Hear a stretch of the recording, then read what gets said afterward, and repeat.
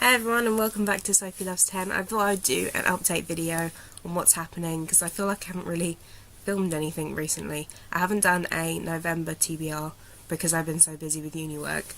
The book I'm reading at the moment is the chunkiest one in my on my course, but it is fantastic. It's Sarah Waters, which I've never read any Sarah Waters before, and it's The Night Watch. And if you haven't read this and you really like books incorporating LGBTQ plus spectrum, read this. It's really good. Recommend it. But yeah, I just thought I'd do an update.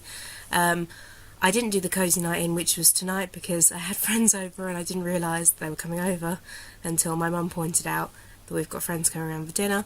So that's that. But I'm going to try and do it tomorrow now. I was going to wake up early tomorrow before work and put a 3 hours reading in then, and I thought that's really stupid because I need some sleep.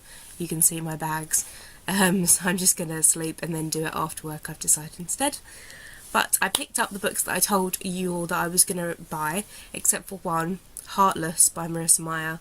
I was informed that the UK hasn't got the, I don't know the word for it, they're not allowed to sell it in the UK yet.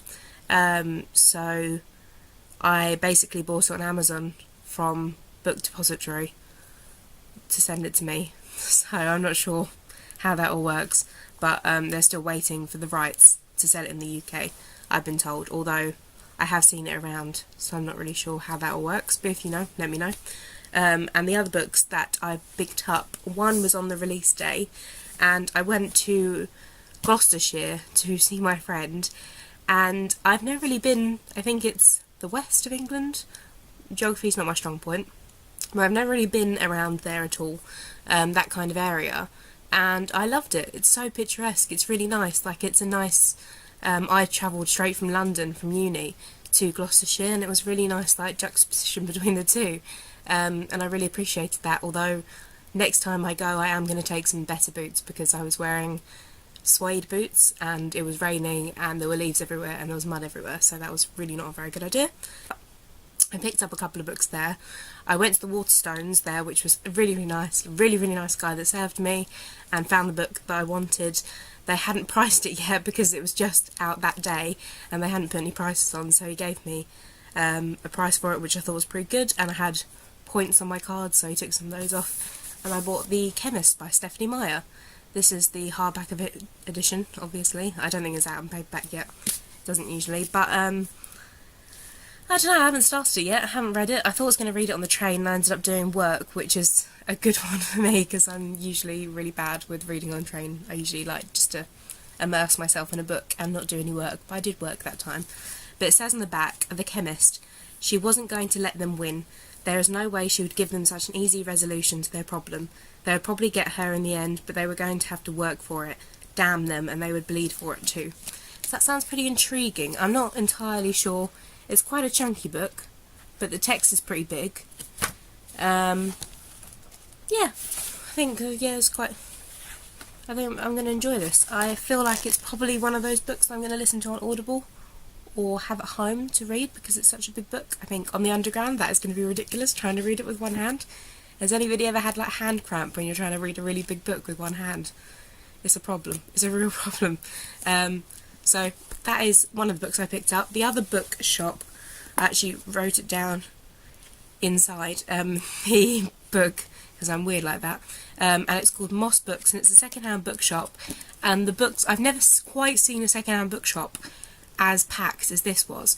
It was 2 shop fronts, I believe, and it was packed full of books, like books on the floor, books on all the shelves, everywhere. It was ridiculous. And the bookseller was having a really interesting debate about Trump because that happened all around the same time that I was there, so we were kind of like listening to that at the same time whilst browsing. And I picked up John Colony, who wrote The Book of Lost Things, which I really enjoyed, and I didn't think to pick up another one of his books, even though I enjoyed the other one so much, so I thought I'd pick up another one. I found this for £3, and this is called The Nocturnes. Looks pretty cool. I mean, on the back I was reading it, where did I find? So the last couple of lines on the back, it says, Colony delves into the darkest fears, lost lovers, missing children, subterranean creatures and predatory demons. So I thought that sounded pretty cool and spooky. Maybe a Halloween read, although we just had Halloween. Spooky time in December, anyone? And that one. And going on, so I went out today and meant to do work. Usual story. I went to town and got a frozen yogurt milkshake instead. Had a look around the shops. Saw Fantastic Beasts and Where to Find Them.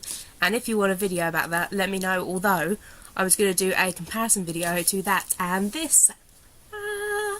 This is the screenplay of Fantastic Beasts and Where to Find Them. I was talking to my boyfriend about getting the book, and he bought me Fantastic Beasts and Where to Find Them, the original actual book, for my birthday, like 2 years ago now, I think. And I read it a while back, and he said, "Why are you getting it? Because I already bought it for you." And I had to explain, it's a screenplay to the play, and blah, blah, we're doing it.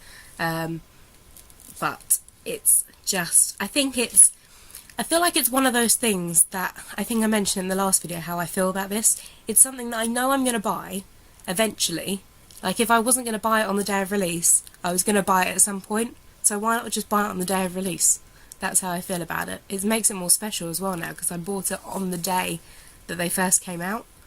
Maybe that's just me being weird again. But I bought this in my Waterstones. Really enjoying Waterstones at the moment, and their discounts. And the points card. I have the points card and the stamp card, and they're great. I've got a gift card from the stamp card that I filled up, which meant that I'd spent £100 on books, which makes me feel a little bit disgusted, but at the same time, why not? It could be £100 on something else, right?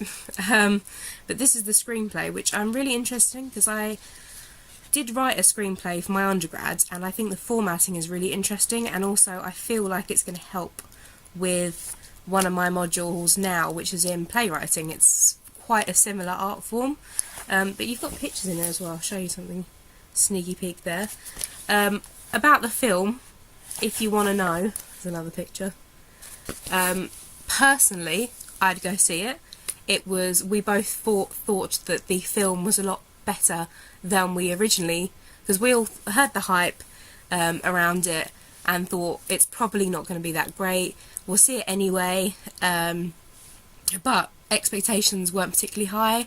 However, I felt they made a really, really good story out of, Fantastic Beasts and Where to Find Them. The actual book itself isn't really a story, it's just like bits and bobs about the beasts.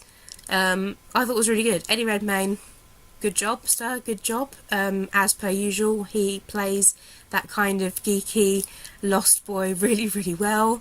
And he's pretty good looking doing it, so we don't mind watching that on the big screen. And I really enjoyed it overall.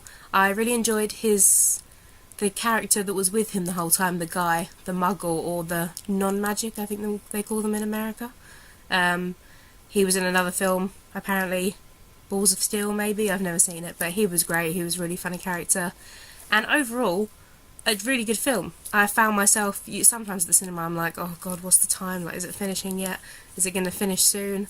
My butt's going numb, but no, I was pretty engrossed throughout the whole thing. I think I'd go see it again, and yeah, overall, it's a good one for me. So I'm going to read this, and if you want me to do a comparison on the film and the book, let me know, although they're going to be similar because it's the screenplay of the film. It's the same thing. Read this first and then seeing it, let me know what your thoughts are, and then I'll let you know what my thoughts are on the other way around, and then we'll compare. But that is all from me. It's just a quick chat video, and now I'm on like 10 minutes, so not bad. I talk a lot. Let me know what kind of videos you want from me. This week I'll be filming some more. I'm going to Liverpool next week. Probably going to bookshop. It's going to be Black Friday while I'm there, so I'm going to try not to go near any of the shops, because that's going to be atrocious. And I will see you all soon with another video very soon. Bye everyone.